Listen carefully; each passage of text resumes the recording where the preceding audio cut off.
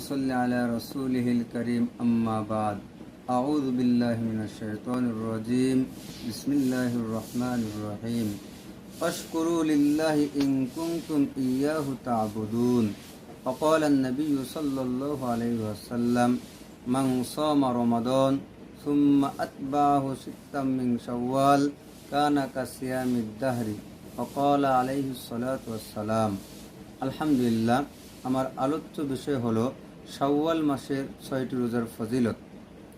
শাওয়াল মাসের ৬টি রোজা খুবই গুরুত্বপূর্ণ। আল্লাহ রাব্বুল আলামিন আমাদেরকে রমজান মাসের রোজা রাখার তৌফিক দিলেন, এরপরে শাওয়াল মাস দিলেন।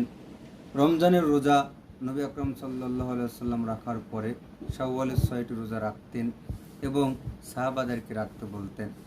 শাওয়াল মাসের রোজা সম্পর্কে নবী আকরাম সাল্লাল্লাহু আলাইহি ওয়াসাল্লাম বলেন, তিরমিজি শরীফের ৭৫৯ নম্বর হাদিস, নবী আকরাম সাল্লাল্লাহু আলাইহি ওয়াসাল্লাম বলেন, মান সামা রমাদান, যে ব্যক্তি রমজান মাসে রোজা রাখলো, সুম্মা আতবাহু সিত্তাম মিন শাওয়াল, এবং রমজানের রোজার পরে শাওয়াল মাসের ৬টি রোজা রাখলো, কানা কাসিয়ামিদ দাহরি, তাহলে সে যেন একটি বছর রোজা রাখলো।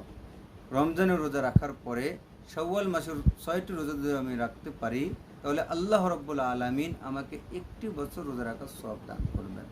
এজন্য শাওয়াল মাসের রোজা খুবই গুরুত্বপূর্ণ রোজা। আল্লাহ রাব্বুল আলামিন আমাদের সকলকে শাওয়াল মাসের এই রোজার গুরুত্ব বুঝে এই শাওয়াল মাসের ৬টি রোজা আমাদের সকলকে রাখার তৌফিক দান করুন। আসসালামু আলাইকুম ওয়া রাহমাতুল্লাহি ওয়া বারাকাতুহু।